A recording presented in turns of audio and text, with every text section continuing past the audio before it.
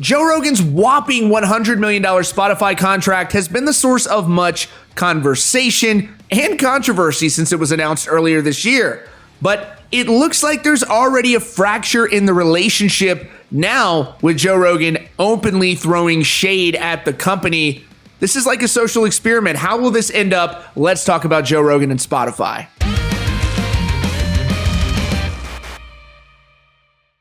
Good afternoon and welcome to Rockfeed. Thanks so much for joining us today and every day. If you're new here, please consider subscribing with notifications on so you don't miss out on breaking news and updates about your favorite bands and stories just like this one that impact the music industry. Spotify is a massive global company that distributes almost every artist that we love, and they are a major player in the music industry, arguably the most important company in the music industry right now. And over the last couple of years, they've been delving into the podcast world as well. Me producing a podcast every day. I've been a big fan of Joe Rogan for a number of years, with him being one of the most influential people to ever set foot on YouTube. And he was able to bottle and sell a certain honest conversation with people from all different perspectives that really made everyone come together and captivate audiences. Whether it was Alex Jones or Bernie Sanders, Joe Rogan was not afraid to have them on the show and engage them in conversation and ask the questions that the traditional media has failed to ask in the past. Of course, he's not been any stranger to controversy. Sometimes he'll fly off the handle and say crazy things on his show, much like myself and probably most of you have as well from time to time. But Joe Rogan attracted such a massive audience that Spotify realized it would be wise for them to link him into an exclusivity deal where you could only listen to Joe Rogan on Spotify. That's going to happen in December, where they're going to move him over to Spotify, and even free listeners, you don't even have to pay them anything. You just download their app, and again, for free, you can listen to Joe Rogan, but it exposes you to Spotify. It helps you understand what the app is, and it's basically a really expensive advertising campaign for them. But here's what happened when Joe Rogan went over there. Obviously, Joe Rogan is a huge proponent of freedom of speech. And when he went over there were conspicuously numerous episodes that were missing. People that are no doubt controversial figures and sometimes, troubling individuals. But Spotify made the decision not to upload those episodes, it would appear, though they have been mum on the subject and they haven't confirmed that.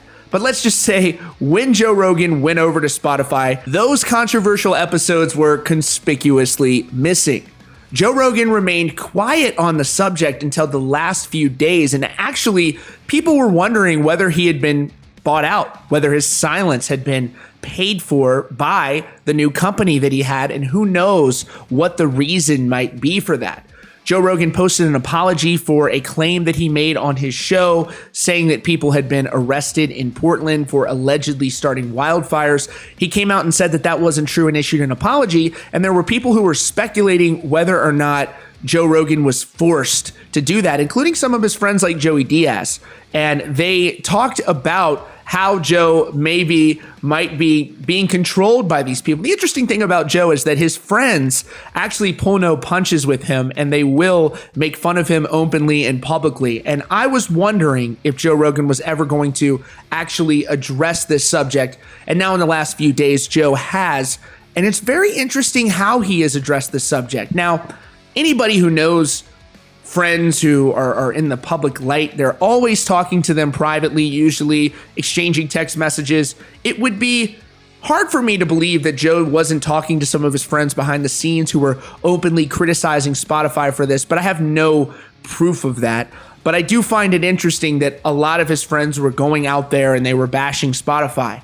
And now Joe Rogan is seeming to bash Spotify, or at least to openly mock them. A few days ago, he had Tim Dillon, an outstanding comedian, on his podcast. And Tim, one of the few guests who is not afraid to ask him about this, asked Joe, and Joe was very candid about it when people thought that he would honestly never discuss this topic at all. And while I can't show that clip to you for obvious YouTube reasons, I will read you the quote as to what Joe Rogan said about this issue. Now, here's a little bit of background for you. There are anecdotal reports out there that are suggesting that there are employees in Spotify who are threatening to strike if Joe Rogan, if they're not allowed to place trigger warnings or fact checks or misinformation disclaimers on certain Joe Rogan podcasts, or censor them altogether if the content is deemed to be not up to certain Spotify standards. Now, what's interesting is you don't necessarily hear the same calls for many, countless controversial musicians who are widely distributed on the platform. You can go listen to R. Kelly 7 days a week, 24 hours a day if you want to. Do with that what you wish. I'm sure there are also probably Bill Cosby comedy tapes still up on Spotify. The point is that there are controversial figures out there in the world, and should Spotify...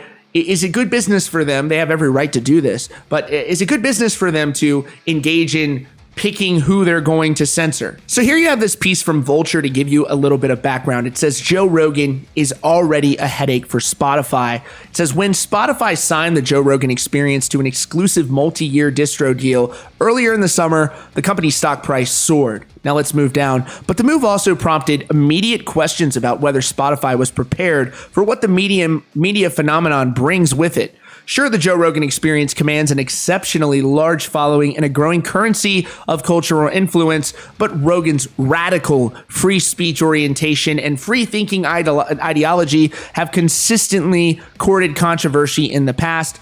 In particular, observers were curious to see how Spotify would navigate issues around misinformation and hate speech, the latter being a concept that Rogan himself has a history of actively interrogating in terms of its relationship with free speech. And now they point out what I've mentioned previously. There are obvious signs that there are internal battles happening at Spotify. It says two things happened over the past week that hint at battles to come. As discrete events, they don't quite push the point just yet, but they do sketch out the broad shape of what Spotify will have to deal with as it negotiates a new identity and set of responsibilities. It says the first involves a brush with misinformation. Joe had a new episode out with Douglas Murray, the conservative British political commentator, in which Rogan repeated a claim that derived that left-wing people had been arrested for intentionally setting wildfires. We mentioned that, and Joe owned it. He said, I effed up on the podcast with Douglas Murray and said that people got arrested lighting fires in Portland. That turns out not to be true. It was very irresponsible. And again, there were people saying that Spotify forced him to do this, but I don't think so. I actually think that Joe Rogan cares about being accurate. And then you have Motherboard, a tech publication, who posted this article that also points to trouble within the company. It says that Spotify CEO defends keeping transphobic Joe Rogan podcasts online. Multiple sources inside Spotify described an all-hands-on-deck meeting which Spotify CEO Daniel Ek discussed the company's handling of the controversial podcaster, and Joe Rogan has directly responded to this story. But we're going to move down. It says, one of the submitted questions was, many LGBTQAI plus ally Spotifyers feel unwelcome and alienated because of the leadership's response in JRE conversations. What's your message to those employees? And another was, why has Spotify chosen to ignore Spectrum ERG's guidance about transphobic content in the JRE catalog, referring to a group of Spotify workers who focus on those related issues? Ek reportedly said he told them not to leak to the media. If we can't have open, confidential debates, then we still have to move those discussions to closed doors. Other concerns, specifically over a recent episode, the Joe Rogan Experience in question has been reviewed extensively. The fact that we aren't changing our position doesn't mean that we aren't listening. It just means that we made a judgment call.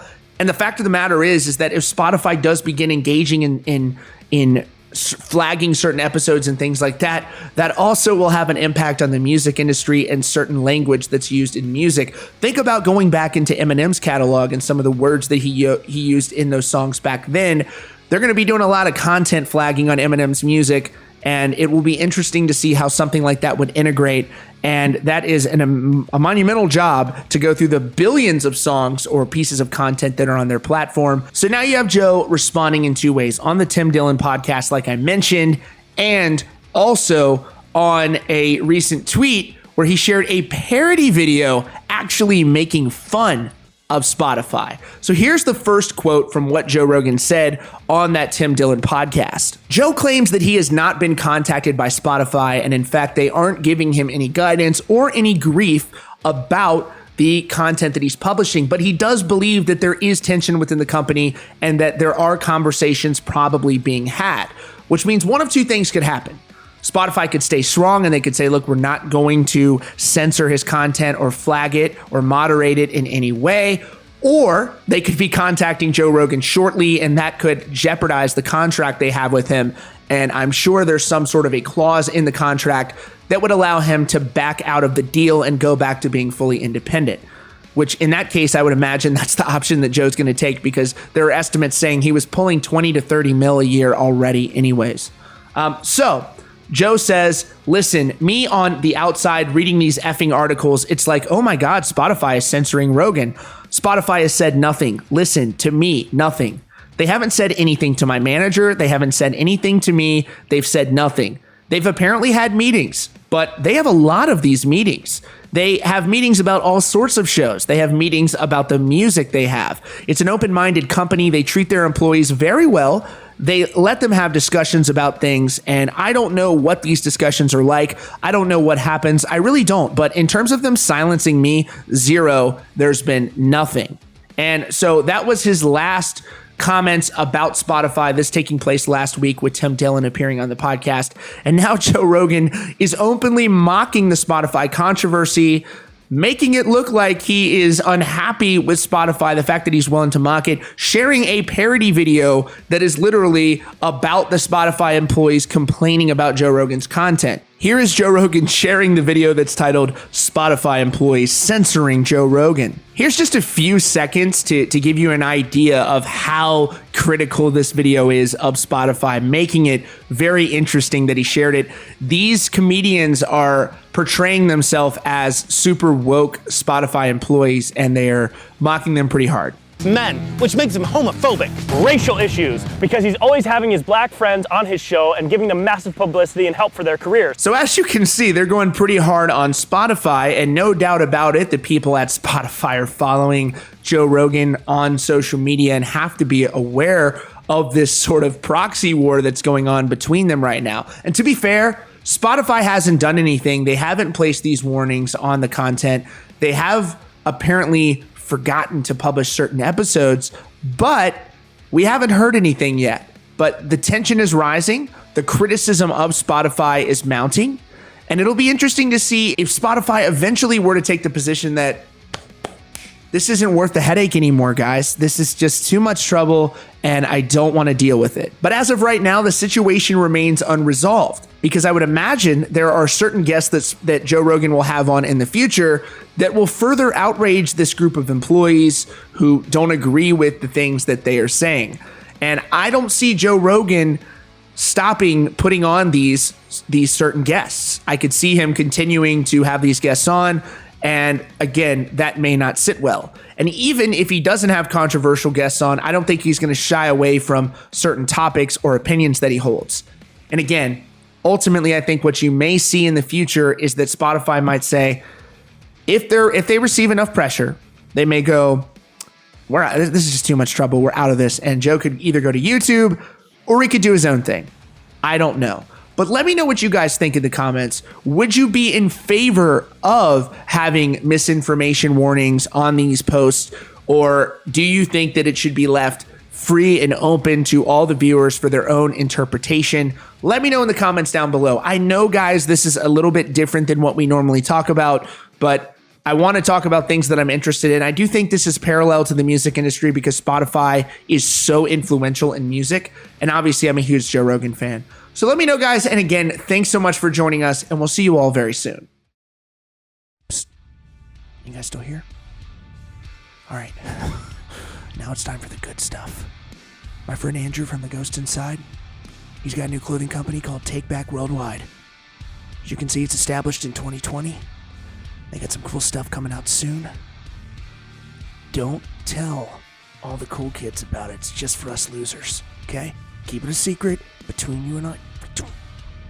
Don't tell anybody. Check them out on social media. Check them out on their website. Order some stuff. Listen. But don't